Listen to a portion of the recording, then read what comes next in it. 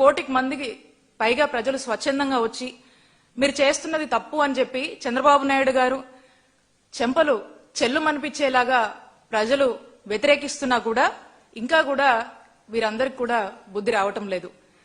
పైగా ప్రజలు వాళ్ళ యొక్క ఉద్యమాన్ని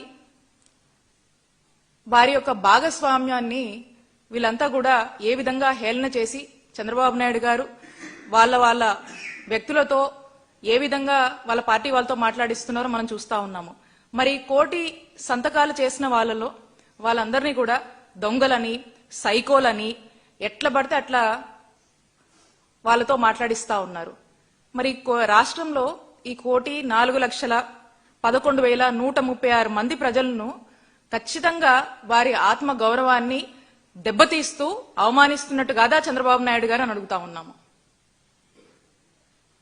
ప్రజలంటే మీకు భయం గాని వారి పట్ల కన్సర్న్ ఏమాత్రం కూడా లేదని చెప్పేసి మాకు స్పష్టంగా అర్థమైంది.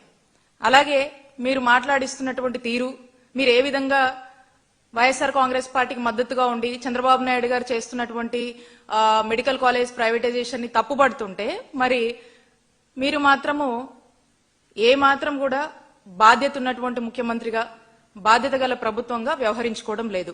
అందుకనే ప్రజలు స్వచ్ఛందంగా వచ్చి ఇంతమంది వాళ్ళ యొక్క సంతకాలతో ఈ ప్రభుత్వాన్ని బండకేసి కొడతా ఉంది. బండకేసి కొట్టినటువంటి విషయం కూడా నేను చూశారు అందరూ.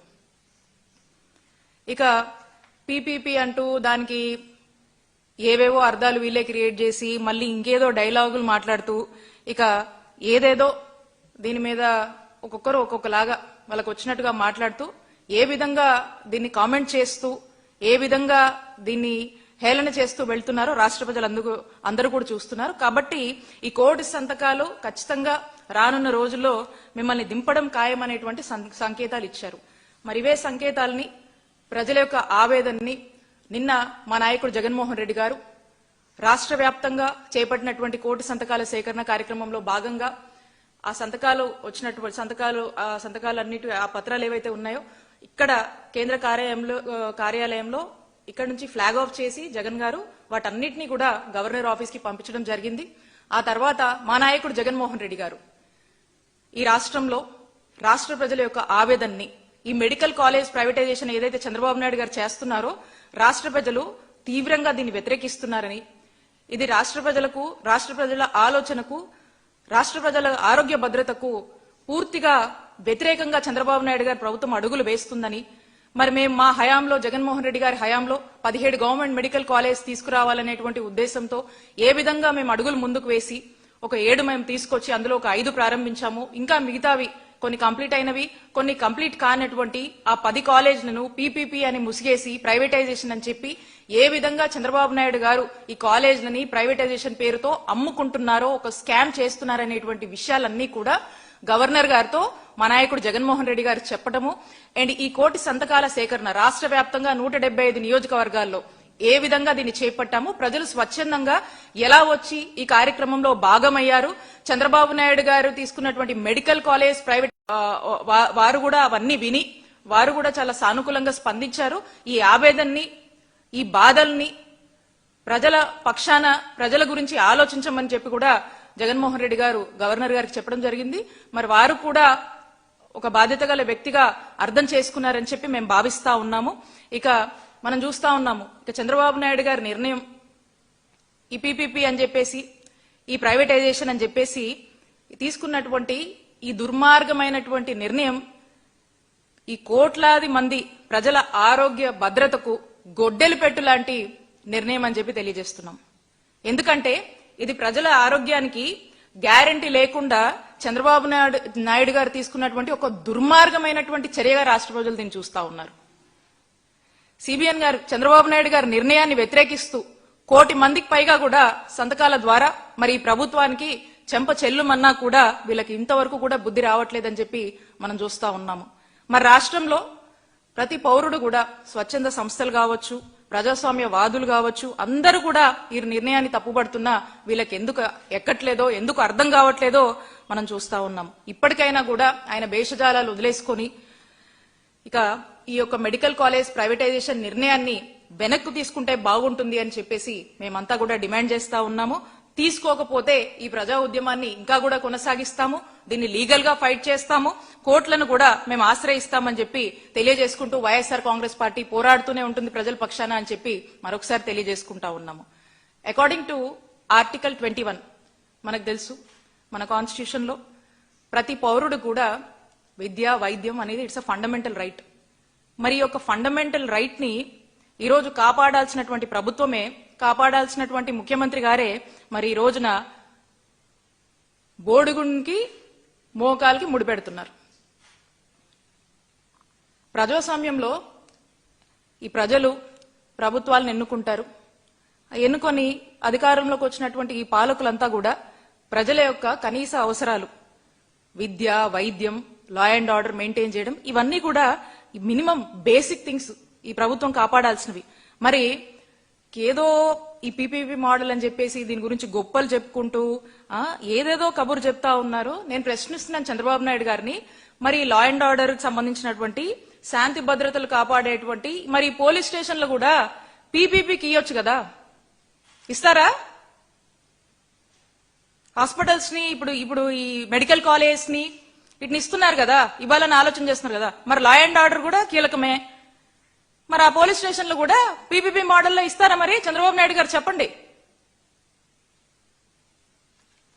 ఈ రోజున ఇంతమంది వ్యతిరేకిస్తున్నా కూడా మరి చంద్రబాబు నాయుడు గారు ఈ పీపీపీ విధానం ఇదేదో నేషనల్ మోడల్ అని చెప్పి, ఇంకా చాలా గొప్ప మోడల్ అని చెప్పేసి ఇంకా ప్రజల్లోకి ఇంకా కూడా ఇదే విషయాన్ని పదే పదే పెనిట్రేట్ చేసే ప్రయత్నం చేస్తా ఉన్నారు.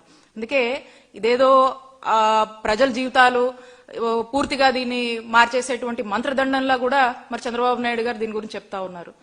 కాబట్టి ఈ పీపీపీలో ఆయన అంటా ఉన్నారు కదా, ఈ పీపీపీలో రోడ్లు వేయడం లేదా, గుంతలు పూడ్చడం లేదా అని చంద్రబాబు నాయుడు గారు మాట్లాడుతా ఉన్నారు. అవును, కరెక్టే, రోడ్లు వేస్తున్నారు, బానే ఉంది.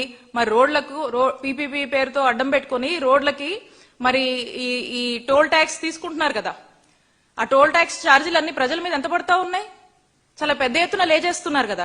ఏ విధంగా అయితే మరి పీపీపీలో రోడ్లు వేసి టోల్ ట్యాక్స్ పెద్ద ఎత్తున వసూలు చేసి చేస్తున్నారో, ఖచ్చితంగా ఇప్పుడు పీపీపీ అని చెప్పి దానికి ప్రైవేటైజేషన్ ఆఫ్ మెడికల్ కాలేజ్ అని చెప్పేసి హెల్త్ ట్యాక్స్ కూడా వసూలు చేస్తారు కదా. అదే కదా మీరు చేయబోతుంది, రాష్ట్ర ప్రజల దగ్గర నుంచి హెల్త్ ట్యాక్స్ వసూలు చేయబోతున్నారు కదా పీపీపీ అని చెప్పి. అదే కదా దీని అర్థం. ఇక పూర్తిగా ఈ గవర్నమెంట్ హాస్పిటల్స్ అన్నింటినీ కూడా నాశనం చేయటము, ఇక మధ్య తరగతి వాళ్ళు, పేద తరగతి వాళ్ళు ఎవరు కూడా హాస్పిటల్స్ రాకుండా, అంటే ఇంత ట్రీట్మెంట్ చేయాలంటే అంత, ఇట్లా ఎంతో కొంత ఇక పూర్తిగా కూడా యూజర్ ఛార్జీలను పెట్టేసి అవన్నీ కూడా ప్రజల మీద మోపాలని చంద్రబాబు నాయుడు గారి ప్రభుత్వం చూస్తా ఉంది. మరి గతంలో చంద్రబాబు నాయుడు గారి హయాంలో ప్రభుత్వ రంగంలో వైద్య ఆరోగ్య రంగాన్ని ఎంతలా నాశనం చేశారు, ఎంతలా ప్రైవేట్ వాళ్ళ చేతుల్లో మరి పెట్టారు అనే దానికి మనం గనక చూస్తుంటే అర్బన్ హెల్త్ సెంటర్స్ యూపీహెచ్సిస్ గతంలో చంద్రబాబు నాయుడు గారి హయాంలో 260 ఉండేవి. ఇక వాటి నిర్వహణకు ప్రతి నెల కూడా 4.5 లక్షల చొప్పున అక్కడ ఒక్కొక్క దానికి ఇచ్చేవాళ్ళు ప్రైవేట్ వాళ్ళకి, యూపీహెచ్సీలకు సంబంధించి. మరి అప్పుడు కూడా అవేం సరిగా పనిచేసేవి కాదు. వాటి యొక్క డెవలప్మెంట్ కానీ వాటిని ఇంకొంచెం స్ట్రెంథన్ చేద్దామని కానీ ఏ రోజు కూడా యూపీహెచ్సీలను చంద్రబాబు నాయుడు గారు పట్టించుకోవాలా. మేము మా నాయకుడు జగన్మోహన్ రెడ్డి గారు అధికారంలోకి వచ్చాక ఉన్నటువంటి ఆ 260 యూపీహెచ్సీస్ ఏవైతే ఉన్నాయో అవన్నిటిని కూడా 560కి పెంచి ఇవన్నీ కూడా మళ్ళా వీటి యొక్క నిర్వహణ ప్రభుత్వ పరిధిలోకి తీసుకొచ్చాం. అక్కడ డాక్టర్లనే ఇస్తాం, మేము కావాల్సినటువంటి సిబ్బంది ఏర్పాటు చేశాం, కావాల్సినటువంటి మందుల్ని, పరికరాలని 24/7 ఈ యూపీహెచ్సీలు పనిచేసేలా చూసాం. బ్రహ్మాండంగా ఏ టౌన్ లోకి వెళ్ళినా, ఎంత పెద్ద సిటీకి వెళ్ళినా ఈ యూపీహెచ్సీలు చక్కగా పనిచేస్తూ దర్శనం ఇస్తాయి. మొన్న ఎక్కడో చూశాను టీవీలో, చంద్రబాబు నాయుడు గారు, లోకేష్ గారు, మా నాయకుడు జగన్మోహన్ రెడ్డి గారు నాడు నేడు కార్యక్రమంలో భాగంగా డెవలప్ చేసినటువంటి స్కూల్స్ కి విజిట్ చేశారు. ఆ చక్కగా బెంచ్ల మీద కూడా కూర్చున్నారు. మరి ఆ విజిట్ లో ఖచ్చితంగా చంద్రబాబు నాయుడు గారు, లోకేష్ గారు అనుకుని ఉంటారు, చక్కగా ఇంత ఇన్ఫ్రాస్ట్రక్చర్, ఈ బెంచెస్ కానీ, ఆ బ్లాక్ బోర్డ్స్ కానీ, ఆ రూమ్ యొక్క పెయింట్స్ కానీ, అక్కడ ఒక మంచి ఫ్యాను, అక్కడ ఉన్నటువంటి ఆ కార్పొరేట్ స్థాయి వాతావరణము and the quality of education, ఏ విధంగా ఇంగ్లీష్ మీడియం అంతా కూడా ఇంట్రడ్యూస్ చేసి ఏ విధంగా చక్కగా పిల్లలు చదువులకు రాగలుగుతున్నారు, పిల్లల యొక్క యూనిఫామ్స్, వాళ్ళ యొక్క బుక్స్, అక్కడ పిల్లలకు సంబంధించినటువంటి మెను, గోరుముద్ద అప్పట్లో గొప్పగా మనము అమలు చేశాము పిల్లల కోసము. మరి ఇప్పుడైతే అవన్నీ ఏమీ ఉన్నట్టుగా కనపడటం లేదు. మరి అన్ని చూసైనా వాళ్ళు అనుకుని ఉంటారు జగన్మోహన్ రెడ్డి గారు ఎంత బాగా చేశారని మనసులో ఖచ్చితంగా అనుకుని ఉంటారు. మరి నేను చెప్తా ఉన్నా, యూపీహెచ్సీలు కూడా అదే విధంగా ఈరోజు రాష్ట్ర వ్యాప్తంగా కూడా అన్ని చోట్ల కూడా చాలా చక్కగా ప్రభుత్వ నిర్వహణతో ప్రభుత్వ రంగంలో చక్కగా నడుస్తున్నటువంటి తీరు. మీరు ఏ హాస్పిటల్ కన్నా వెళ్ళండి, చక్కగా ఏ విధంగా సేవలు అందిస్తున్నాయో చూస్తారు. కాబట్టి మీ విధానం అది కాదు. కాబట్టి ఎంతసేపు మీరు పీపీపీ అని చెప్పడము ఎవరికో, ఇప్పటి నుంచే కాదు అప్పటి నుంచే, గతంలో 2014 నుంచి 19లో మీరు ఆ టైంలో కూడా మీరు ఇదే విధానం మీరు పాటించారు. మీరు ఎంతసేపు ఈ ప్రైవేటైజేషన్ అనేటువంటి ఐడియాలజీని నమ్ముకుంటారు. ఈ పీపీపీ స్టైల్లోనే బాగుంటది అనేది మీ ఆలోచన. కానీ మీరు చూశారు కదా ప్రభుత్వ రంగంలో ఏ విధంగా ఆ బడులు నడుస్తున్నాయి. అలాగే యూపీహెచ్సీస్ హాస్పిటల్స్ కూడా అంతే చక్కగా మా హయాంలో మేము వాటిని ప్రభుత్వ రంగంలో నడిపించామని తెలియజేసుకుంటా ఉన్నాం.